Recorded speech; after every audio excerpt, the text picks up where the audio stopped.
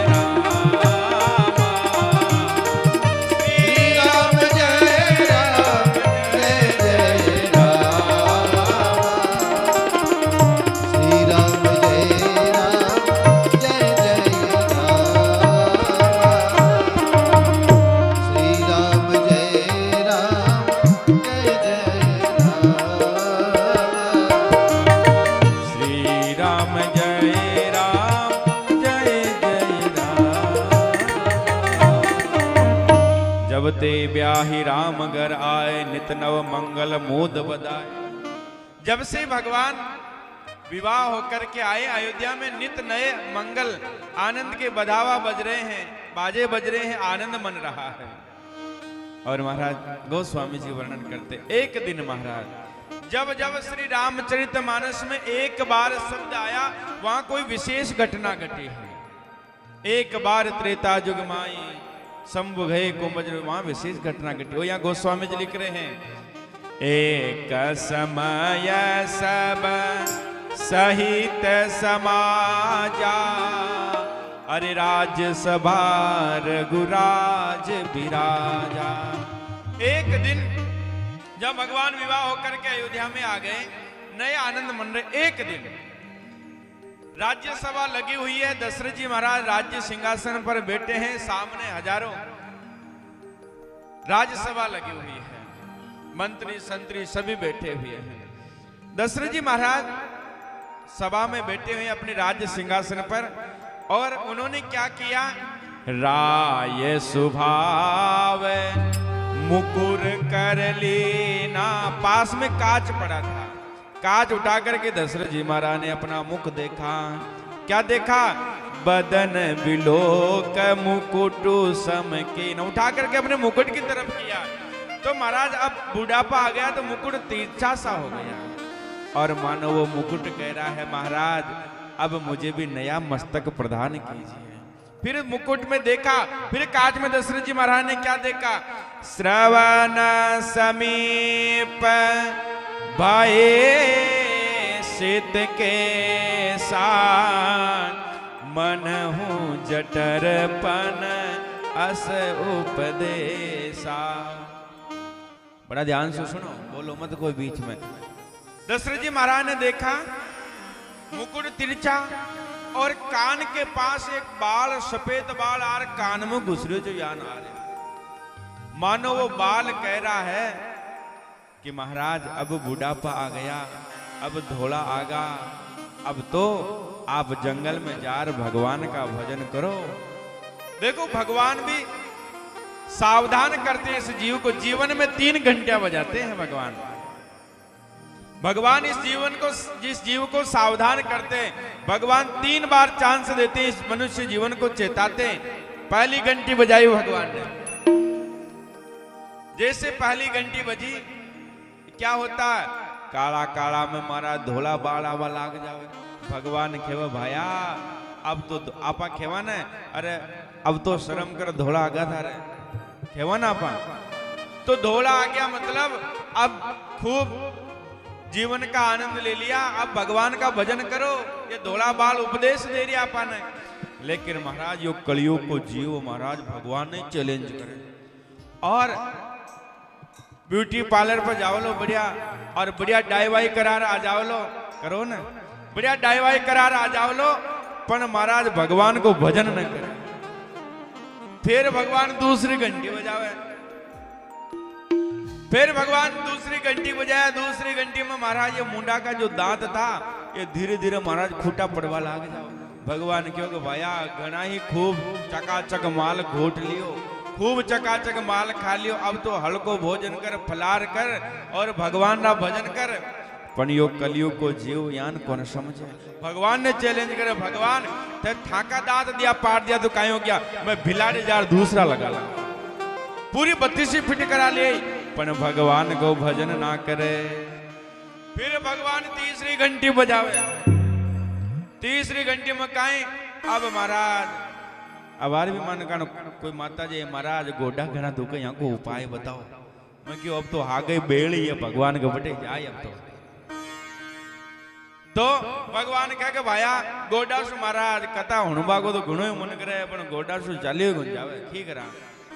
भगवान कहते हैं कि भैया खूब संसार में इधर उधर खूब दौड़ लगा ली, अब तो एक जगह बैठ राम जी को नाम ले, भगवान को भजन कर। पर महाराज विज्ञान को जमानो आजकल, बड़ा बड़ा शहरा में सीटिया में तो महाराज बड़ा बड़ा पीसा वांगने जार महाराज घुटना ही बदला लावे, पर भगवान को भजन कर वो मंजूर को नहीं। भगवान 3 बार घंटी बजावे, कोने समझे जीव, तो फिर भगवान भी बेचारा 4थी बार घंटी को न बजाओ, डायरेक्ट घंटों बजावे। राम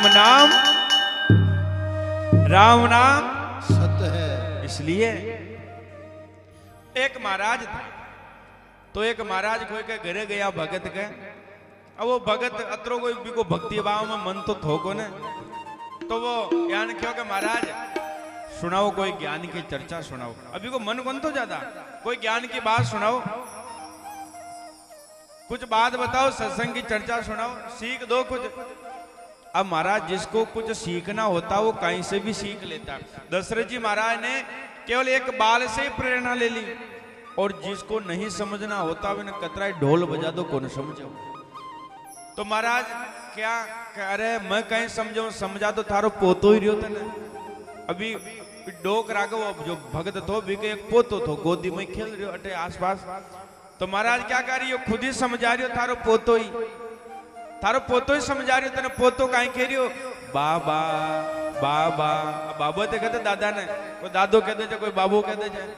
अब वो पोतो कह रही हो बाबा बाबा। महाराज क्या कर रही हो, समझा थारो पोतो ही रही हो तेने। बोले काहे यो पोतो आशियान कह रही हो कि बाबा बाबा, अब बाबा बन जाओ, अब सन्यास ले लो, भगवान का भजन करो। अब वो डोक रोको, महाराज थारी बात तो ठीक, लेकिन फिर थोड़ी देर में आपरी बेटी को बेटो नाती दो ही तो कहेंगे नाती कहेंगे। तो वो आर खेवे, वो खेलतो खेलतो अब पोतो तो कह रही हो बाबा बाबा, और वो बेटी को बेटो आर खेवे नाना नाना नाना, वो नाना है तो खेलो, नानो है तो लागलो नानो नानी, अब वो कह रही हो नाना नाना, तो वो डोकरो गयो महाराज, अब हमारे साथ बड़ी समस्या। अब पोतो तो कहे बाबू बन जाओ, और मैं बाबा बनवा के लिए तैयार हूं, मारो बेराग जागे, और फिर बेटी को पोतो आ जाओ, बेटी को बेटो वो आ जाओ, वो कहे अरे नाना अरे नाना। अब महाराज बताओ मैं पोता की मानू या मैं बेटी का बेटा की मानू? तो महाराज सीख वालो तो खड़ासू सीख ले, ये उम्र महाराज जा रही है। संत गाते हैं अरे चली जा रही है उम्र धीरे धीरे, चली जा रही उम्र धीरे धीरे, पले पल यू आटो पहर धीरे धीरे, पले पल यू आटो पहर धीरे धीरे, चली जा रही है उम्र धीरे धीरे, चली जा रही है उम्र धीरे धीरे।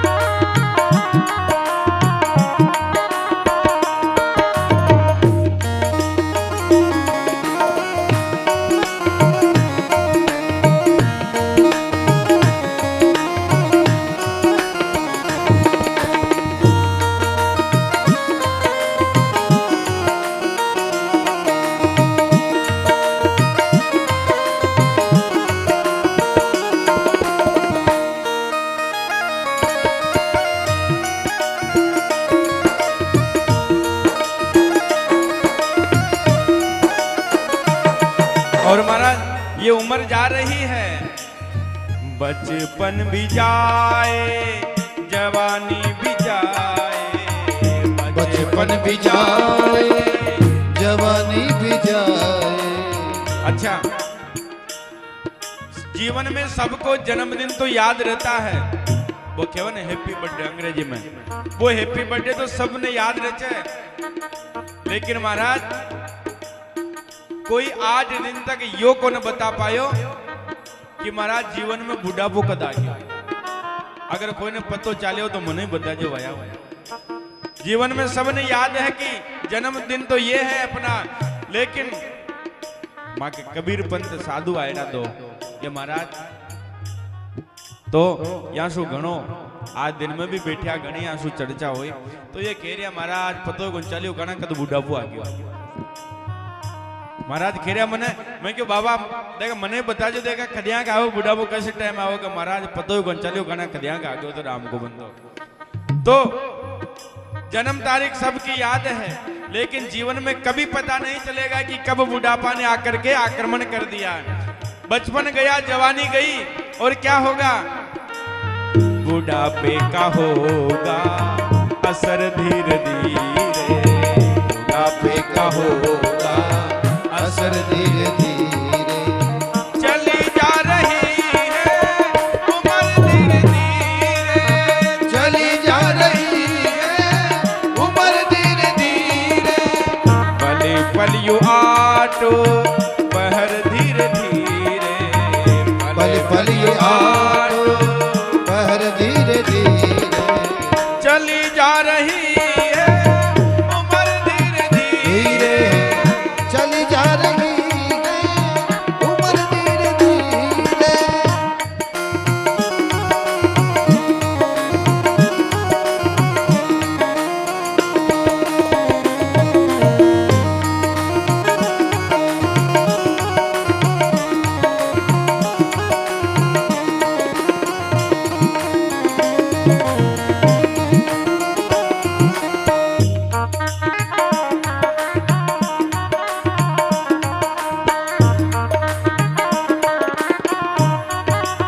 और महाराज क्या होगा? धीरे धीरे बुढ़ापा आएगा। तेरे हाथ पाँवों में बल ना रहेगा, तेरे हाथ पाँव में बल ना रहेगा, तेरे हाथ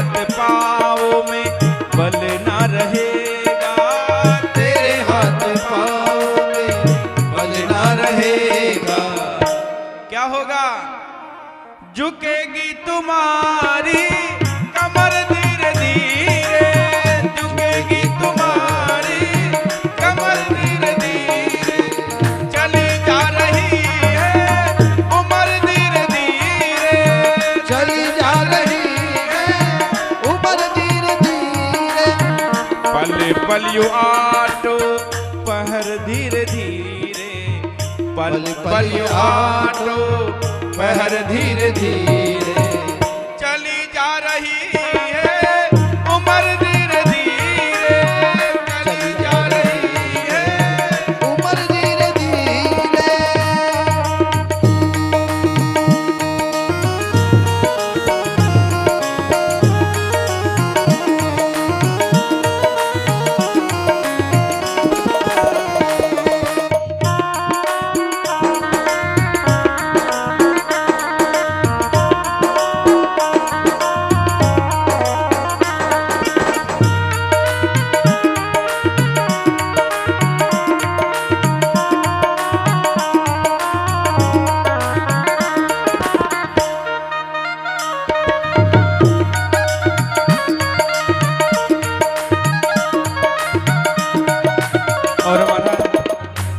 महाराज उम्र जा रही है, अब काई करा? आप खेरिया उम्र जारी, बिल्कुल जारी, अब करा काई? तो संत कहते हैं, बड़े ध्यान से सुनने की बात है, बुराई से अपने मन को हटा ले, बुराई से अपने मन को हटा ले, बुराई से मन को अब तू हटा ले, बुराई से अपने मन को हटा ले, क्या होगा?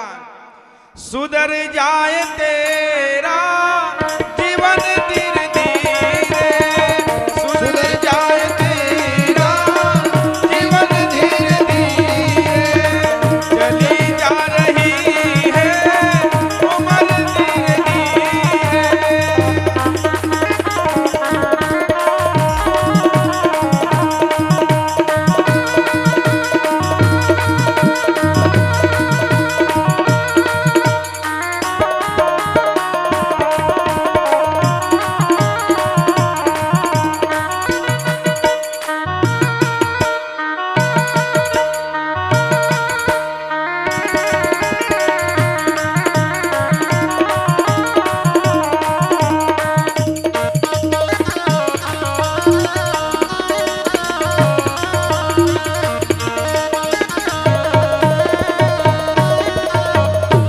साधु दयाल महाराज की।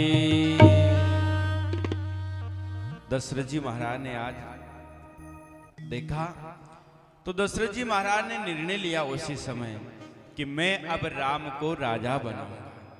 तुरंत गुरुदेव के पास गए और गुरुदेव से जाकर के कहा कि महाराज मैं राम को राजा बनाऊंगा, लेकिन आज नहीं कल बनाऊंगा।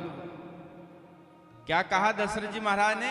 मैं राम का राज्याभिषेक करना चाहता हूं, लेकिन महाराज आज नहीं कल करूंगा। हम भी सोचते हैं ना कि अबार तो जवानी है, बुढ़ापो आए जब भगवान को भजन कह रहा, काहे पतो बुढ़ापो आवे ना आवे महाराज, कोई गारंटी को नहीं।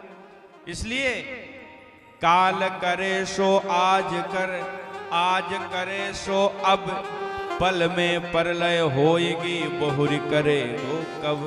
तो आज दशरथ जी महाराज भी सोचा कि आज नहीं कल मैं राम को राजा बनाऊंगा। गुरुदेव वशिष्ठ ने अपनी ज्योतिष विद्या देखी और कह दिया, बेग विलंबन करहि नृप, साजहि सबहि समाज, सुदिन सुदिन सुमंगल तबहि जब, राम होय जुबराज। अब यहाँ कुछ लोग बोलते हैं कि वशिष्ठ जी की ज्योतिष विद्या गलत थी। वशिष्ठ जी ने लिखा लेकिन दशरथ जी महाराज समझ नहीं पाए। गुरुदेव कहते हैं, अब गुरुदेव ने सोचा कि अगर मैं महाराज को कहूंगा कि अभी तो राम का राज्याभिषेक हो ही नहीं सकता, अभी तो 14 वर्ष का वनवास लिखा हुआ है, अगर मैं महाराज को ये कह दूंगा तो महाराज को बड़ा कष्ट होगा। इसलिए गोस्वामी जी महाराज लिखते हैं, दशरथ जी महाराज को गुरुदेव कहते हैं, सुदिन सुमंगल होय तब राम होय जुबराज। सुदिन सुमंगल तो तभी होगा जब राम राजा बनना चाहे, लेकिन इस बात को समझ नहीं पाए। और दशरथ जी महाराज ने आकर के और तैयारियां करवाना प्रारंभ कर दिया कि मैं कल राम को राजा बनाऊंगा पूरी अयोध्या में। शिवरजनी आज अयोध्या में आनंद मन रहा है, उत्सव मन रहा है। कौशल्या मैया को दासी से कहलवा करके भेज दिया, सुमित्रा मैया को कहलवा करके भिजवा दिया, और अयोध्या को आज बड़ा सुंदर सजाया जा रहा है। लेकिन कैकेयी मां को किसी से कहलवाया नहीं। दशरथ जी महाराज ने सोचा कि कैकेयी को ये शुभ समाचार में स्वयं जाकर के दास दासियों से नहीं कहलवाया। विधि का विधान क्या देखो, जिनको कल राजा बनना था उनको महाराज वनवास हो गया। विधि ना तेरे लेख किसी के समझ न पाते हैं, जन जन के प्रिय राम लखन वन को जाते हैं। क्या विधि का विधान है। आज पूरी अयोध्या में आनंद मन रहा है। और जब अयोध्या में आनंद मन रहा है और आज राम जी गुरुदेव दशरथ जी महाराज गुरुदेव से कहते हैं कि आप राम जी को जाकर के और उनको उपदेश दो, कल राजा बनना, उनको संयम से रहना आदि का उपदेश दो। गुरुदेव गए राम के पास। राम के पास जाकर के राम जी को जाकर के उपदेश दिया और कहा महाराज कल आपका राज्याभिषेक होगा, आपको आज से जो राजा बनते हैं क्या नियम क्या सारे बताए, बड़े संयम से आपको रहना है। तो राम जी ने कहा गुरुदेव मेरा ही राज्याभिषेक क्यों हो रहा, भरत भैया भी है, शत्रुघ्न भैया भी, लक्ष्मण भैया भी है, उनको क्यों नहीं, कि तुम ज्येष्ठ पुत्र हो, बड़े हो, इसलिए महाराज तुम्हारा राज्याभिषेक कर रहे हैं। और इधर आज अयोध्या में आनंद मन रहा है। देवताओं को महाराज अयोध्या में जो बाजे बज रहे वो अच्छे नहीं लगे। देवताओं ने सरस्वती माता का आह्वान किया और कहा माता जी जाओ अयोध्या में जाकर के किसी की बुद्धि को बिगाड़ो, अगर राम जी राजा बन गए तो उस रावण का वध कौन करेगा, ये रावण हमें बड़ा परेशान करता, बड़ा सताता, बड़ा कष्ट दिलाता। सरस्वती मैया को आज देवताओं को बाजे अच्छे नहीं लग रहे।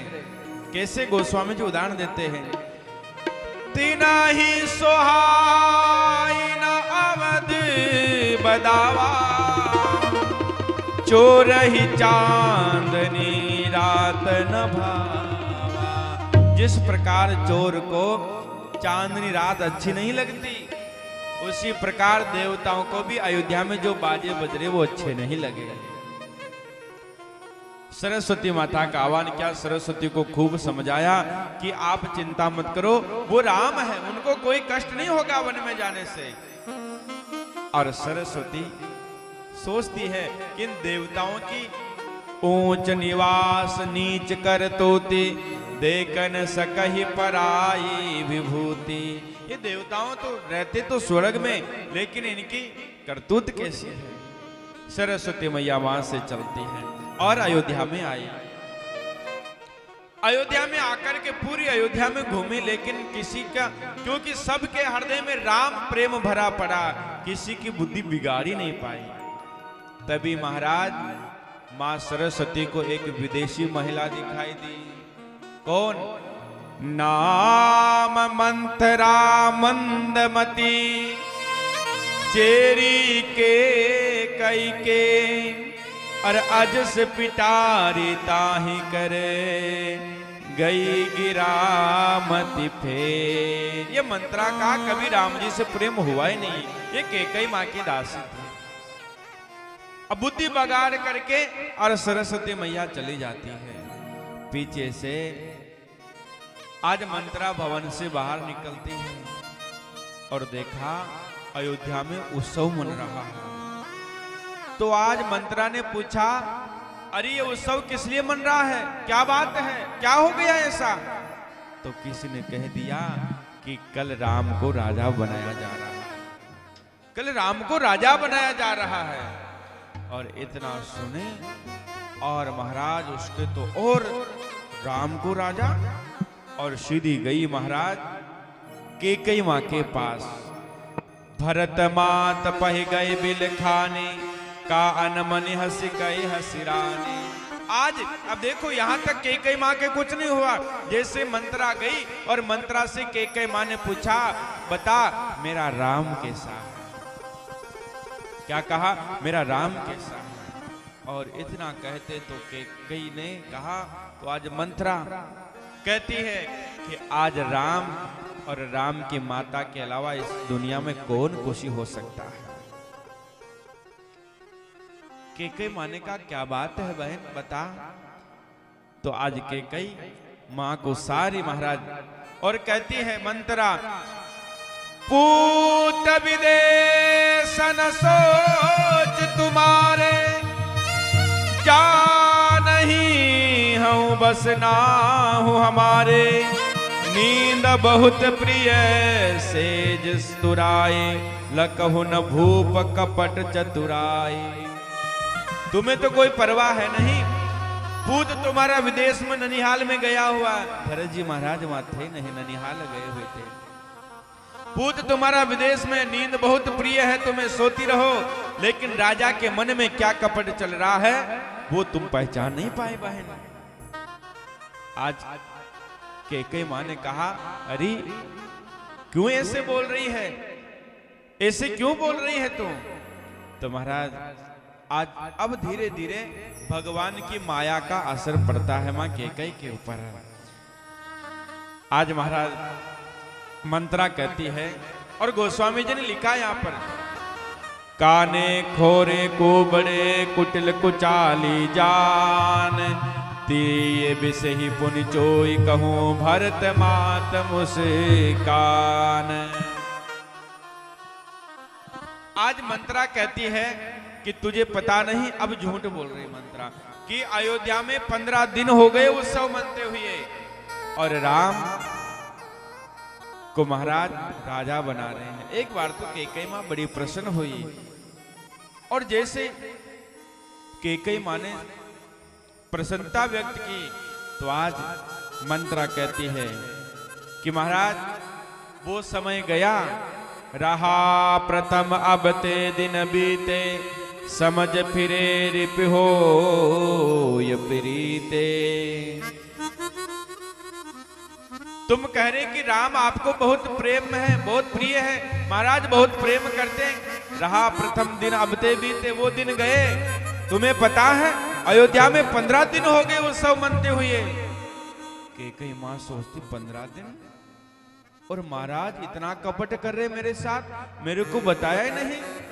आज मंत्रा कहती है कि कैकेयी आज तुम्हारी ऐसी दशा हो जाएगी कि राम राजा बनेंगे और महारानी बनेगी, और तुम्हारी तो ये गति हो जाएगी, तुम्हें दासी बना करके रखेंगे, और शहद में दूध में मक्खी पड़ जाती, उसको निकाल करके फेंक दिया जाता, वो गति हो जाएगी तुम्हारी। कैकेयी मां आज बड़ी व्याकुल होती है और कहती है, बहन बता, अब तू ही बता मैं क्या करूं, अब तू ही बता मैं क्या करूं। और मैं दासी बनकर के नहीं रहने वाली, मैं तो चली जाऊंगी मेरे घर, लेकिन तुम बनकर के रहना दासी, मैं नहीं रहूंगी दासी बनकर के। भगवान की माया का भी अब प्रभाव पड़ता है। आज कैकेयी मां कहती है कि मंत्रा बता मैं क्या करूं, तू बता, मेरे को समझ नहीं आ रहा। तो आज मंत्रा कहती है, देवी याद करो, देवासुर संग्राम जब युद्ध हुआ तो महाराज दशरथ से आपने 2 वरदान मांगे थे, महाराज ने अपनी इच्छा से दिए, लेकिन तुमने लिया नहीं। आपने कहा कि जब इच्छा होगी तब मांग लोगी, वो समय आ गया है। क्या क्या मांगना? पहला वरदान मांगना भरत के लिए राज्याभिषेक और राम के लिए 14 वर्ष का वनवास। और ये राजा लोग बड़े, जब तक दशरथ महाराज राम की सौगंध नहीं खा ले तब तक अपने वरदान मत मांगना। जाओ कोप भवन में अपने सुहाग के चिन्हों को उतार करके बैठ जाओ। आज कैकेयी मां कोप भवन में जाकर के बैठ जाती है। शाम का समय है। दशरथ जी महाराज ने सोचा कि सब रानियों को समाचार भिजवा दिए, लेकिन राम से बहुत प्रेम करती थी मां कैकेयी। बार बार कहा करती थी, महाराज आप राम को राजा कब बनाओगे, राम को राजा कब बनाओगे। तो महाराज ने सोचा कि उस रानी को मैं स्वयं जाकर के समाचार दूं, दास दासियों से नहीं। दशरथ जी महाराज संध्या का समय है और शाम को कैकेयी के भवन में जा रहे हैं। दासी से पूछ लिया कैकेयी महारानी कहाँ है, तो दासी ने कह दिया कि महाराज कैकेयी महारानी कोप भवन में है। आज जैसे दशरथ जी चल रहे थे, पैर वहां के वहीं रुक गए, आगे नहीं बढ़े। हे भोलेनाथ, मेरी इस अयोध्या को कोई नजर तो नहीं लगे। मैं कल राम को राजा बना रहा हूं और आज कैकेयी कोप भवन में कैसे हैं। कोप भवन सुनि सकच हुराव, भय बस अगहु परही न पाहु। दशरथ जी महाराज कोप भवन में पहुंचे। आज कैकेयी मां अपने सुहाग के चिन्हों को उतार दिया, बाल बिखेर रखे और मोटे मोटे काले कपड़े पहन रखे।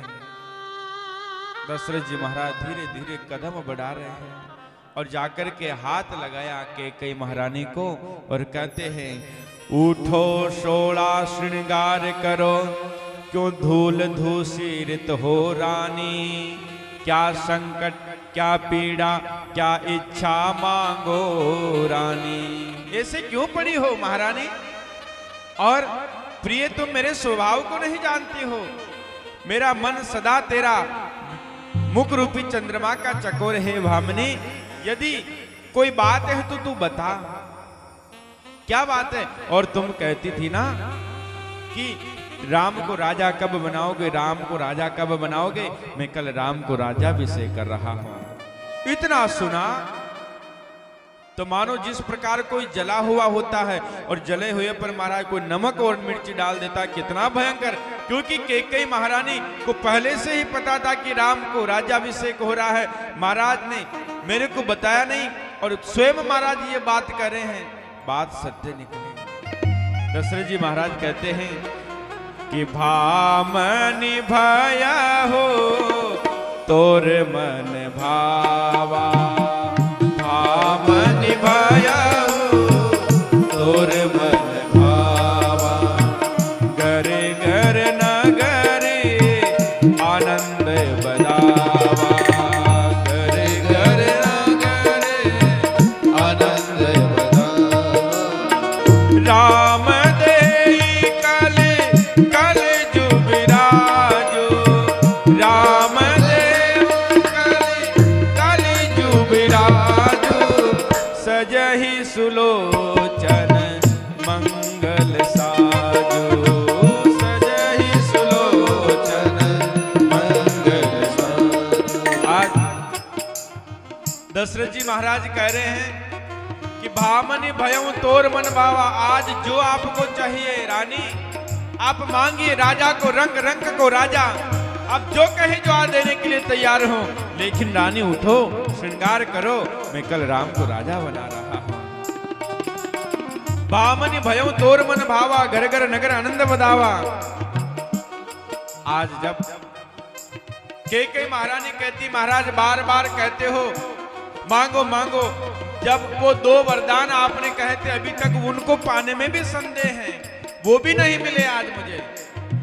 आज ऐसे कहा कि देवी तुमने कभी मांगा नहीं और मुझे याद नहीं, मांगो क्या चाहिए कि खाओ। दशरथ जी महाराज ने जब बार बार कैकेयी महारानी नहीं मानी तो दशरथ जी महाराज कह दिए कि रघुकुल रीत सदा चल आई, प्राण जाए पर वचन न जाए। हम रघुवंशियों की पहचान है ये, प्राण चले जाए लेकिन वचन कभी नहीं जाते। और महाराज कह दिए मैं राम की सौगंध खा करके कहता हूं, आज जो चाहो मैं देने के लिए तैयार हूं। आज बेटा बेटा आज जैसे कहा, अब महाराज कैकेयी महारानी उठती है और कैकेयी महारानी उठ करके अपने 2 वरदान मांग रही है। और पहले वरदान में क्या मांगती है कैकेयी महारानी?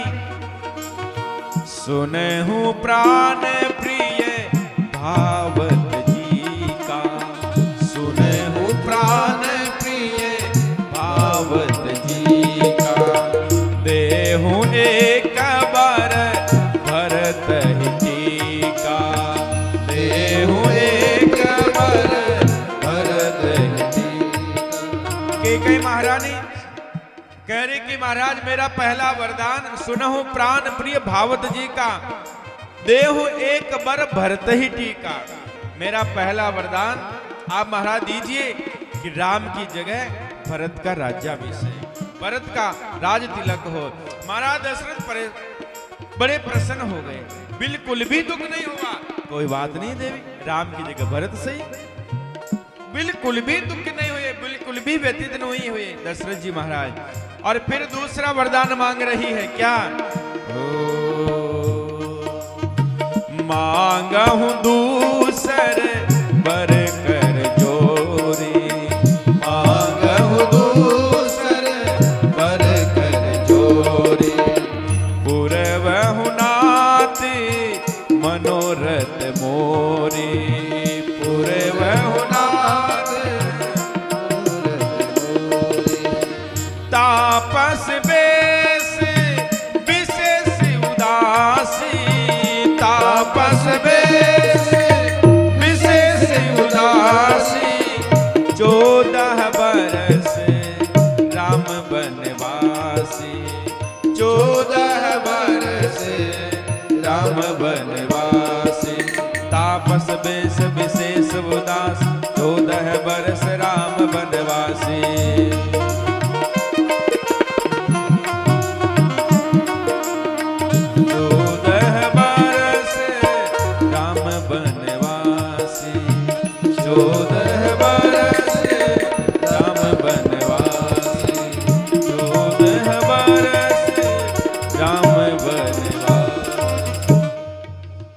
कैकेयी महारानी कहती महाराज दूसरा वरदान यह है 14 बरस राम वनवास, 14 वर्ष तक राम वनवास।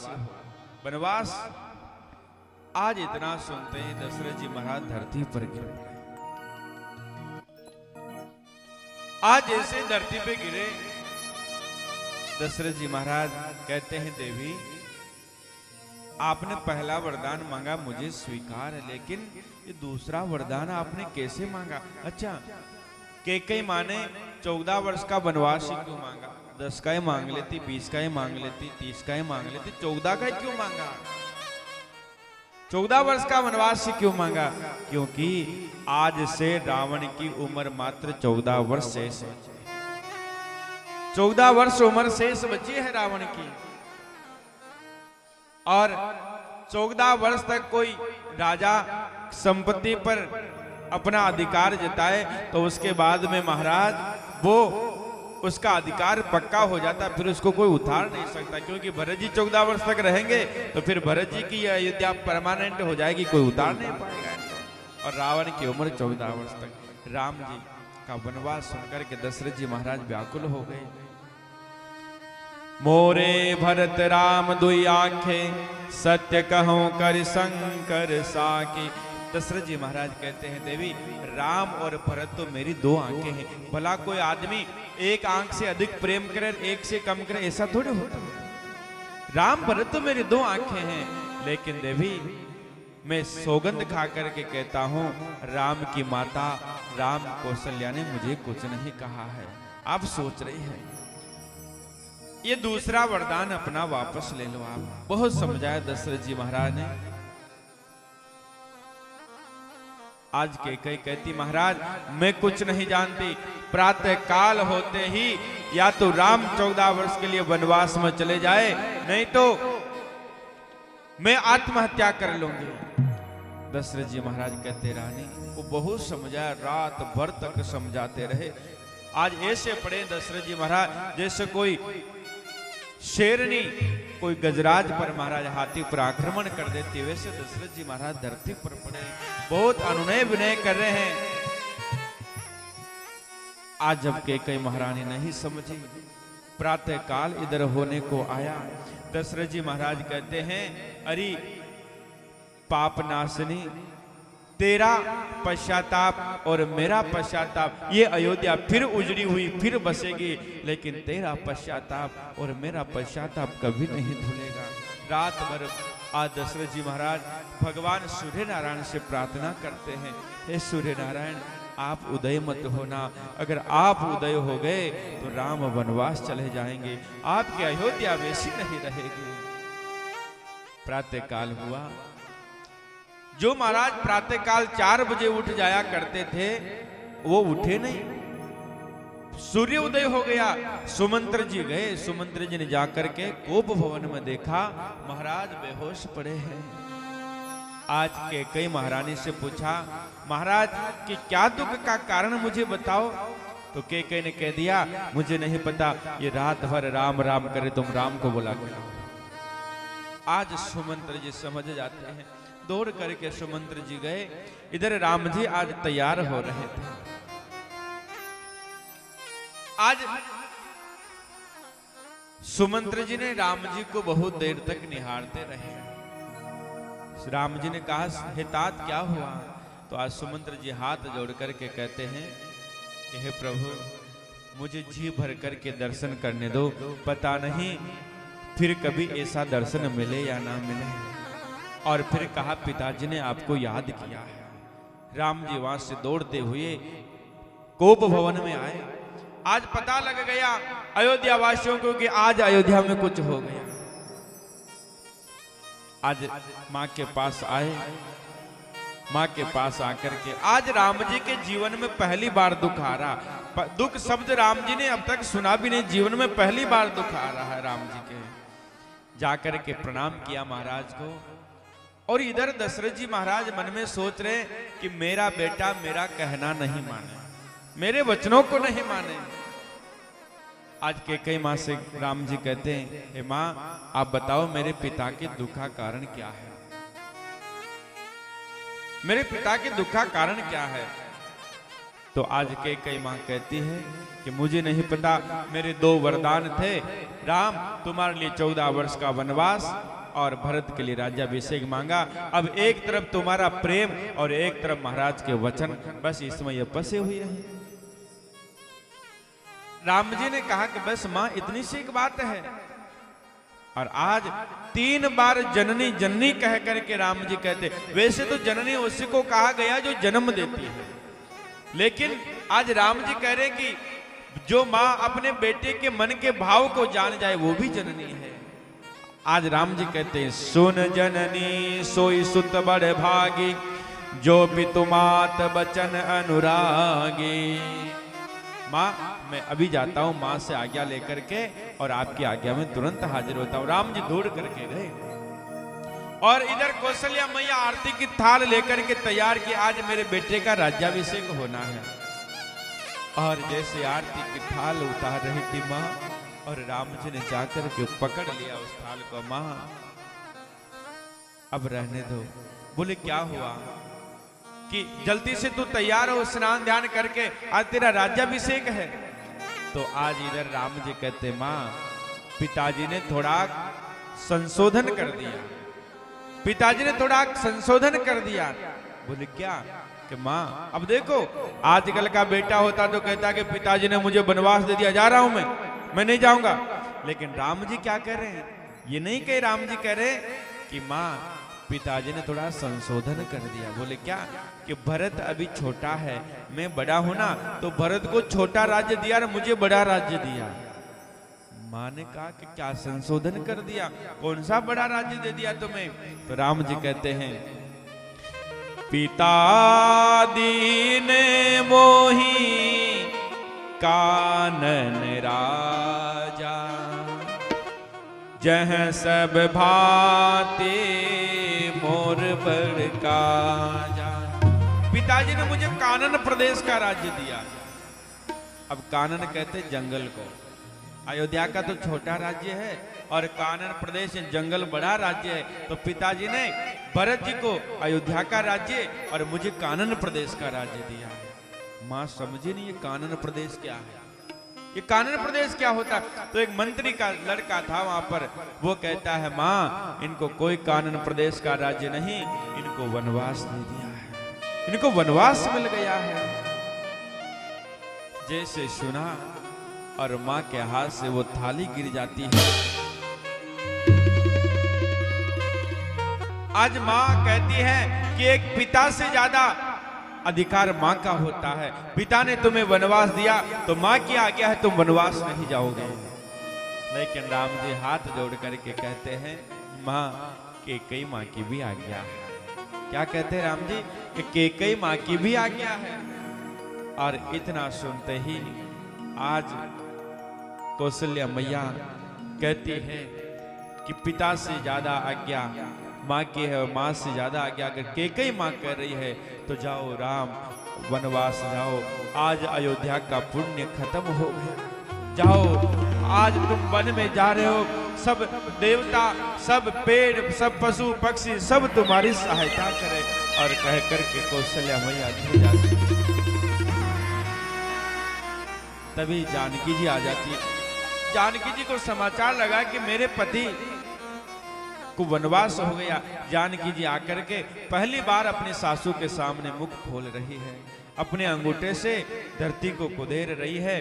तो राम जी ने कहा, मां से आज्ञा ले रहे थे, तभी जानकी आती है और कौशल्या मैया समझ गई कि ये भी वन में जाना चाहती है।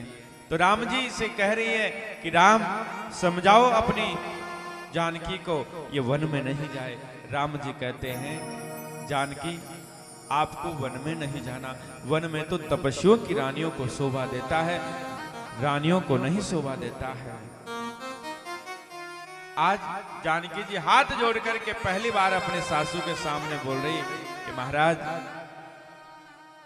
जब मेरे पति का वनवास हो रहा है और मैं यहाँ महलों में बैठ करके सुख भोगूं, ये कौन सा न्याय आया है, ये कौन सा न्याय है। बहुत आज जानकी जी को समझाया लेकिन जानकी जी नहीं समझती है और जानकी जी भी तैयार होती। तभी लक्ष्मण जी आ जाते हैं। लक्ष्मण जी से राम जी ने कहा, राम जी कहते हैं लक्ष्मण जी से, लक्ष्मण मुझे वनवास हो गया है और तुम यहीं रहना और पिताजी की माताजी की सेवा करना, तुम्हें कहीं नहीं जाना। तो लक्ष्मण जी तो सीधे ही कह देते हैं कि मैं तो माता पिता किसी को जानता ही नहीं हूं, मेरे तो मोरे सब ही एक तुम स्वामी, दीन बंधु उर अंतर्यामी। मेरे तो माता पिता सब प्रभु आप ही हो, मैं तो किसी और को जानता ही नहीं हूं। आज तीनों तैयार हो जाते, जाओ मां से तुरंत विदा होकर के आओ। आज सुमित्रा मैया के पास जाते हैं और सुमित्रा मैया के पास लक्ष्मण जी जाकर के सीधा यही कहते कि भैया वनवास जा रहे, मैं भी जा रहा हूं। तो आज सुमित्रा ने बोला, क्या कहा इधर आओ, क्या कहा भैया का वनवास हो गया? बोले हाँ। तो आज सुमित्रा मैया ने कहा कि प्रभु का वनवास तुम्हारे लिए ही हुआ है, तुम्हारा भार उतारने के लिए ही प्रभु वनवास जा रहे। तुम हो शेष रूप में और धरती तुम पर टिकी हुई है, तुम्हारा भार दूर करने ही तो राम वनवास जा रहे हैं। लेकिन ध्यान रखना, सपने में भी काम क्रोध लोभ मोह को मत आने देना। लक्ष्मण जी कहते हैं मां कि सपने की तो गारंटी नहीं, लेकिन मैं वचन देता हूं 14 वर्ष तक मैं सोऊंगा नहीं तो नींद नहीं आएगी, नींद नहीं आएगी तो स्वप्न नहीं आएगा, और स्वप्न नहीं आएगा तो ये विकार नहीं आएंगे। उर्मिला आती है, लक्ष्मण जी की पत्नी उर्मिला ने एक दीपक जलाया और उस दीपक से आरती करी, और उस दीपक को 14 वर्ष तक महाराज उर्मिला ने जला करके रखा, बुझने नहीं दिया। जब वनवास काट करके वापस आए तो उर्मिला ने उसी दीपक से लक्ष्मण जी की आरती करती है।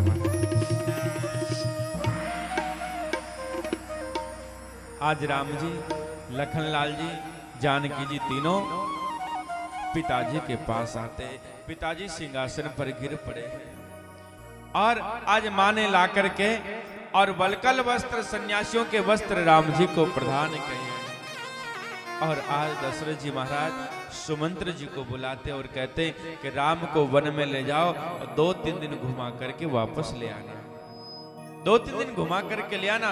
मुझे पता राम नहीं लौटेंगे, लेकिन जानकी जी को तो तुम लेकर के आ जाना। आज राम जी वलकल वस्त्र पहनते हैं और वलकल वस्त्र पहन करके और प्रभु पिताजी को प्रणाम करके और बाहर निकलते। आज राम जी ने 1 साल का महाराज अन्न प्रजा में बंटवाया और प्रजावासियों से कहा कि आप महाराज की आज्ञा में रहना और मैं कब 14 वर्ष का वनवास काट करके वापस आप सबके बीच में होगा। सामने आज महल को खोल करके देखा तो सारे अयोध्यावासी खड़े हैं, कह रहे हैं कि प्रभु आप ऐसे मत जाओ, हम भी आपके साथ चलेंगे। आज सारे अयोध्यावासी रो रहे हैं, विलाप कर रहे हैं और सबको आज राम जी रोते हुए छोड़ करके और वनवास। सुमंत्र जी रथ पर बैठे हैं, राम लखन जानकी बैठे हैं और राम जी कुछ अयोध्यावासी साथ चल रहे हैं, सबको समझा रहे हैं रघुनंदन जी, कोई समझ नहीं रहा है। और आज राम जी सबको रोते बिलखते छोड़ करके इधर दशरथ जी महाराज राम राम 1-2 कदम आगे बढ़े और वहीं धरती पर गिर जाते हैं।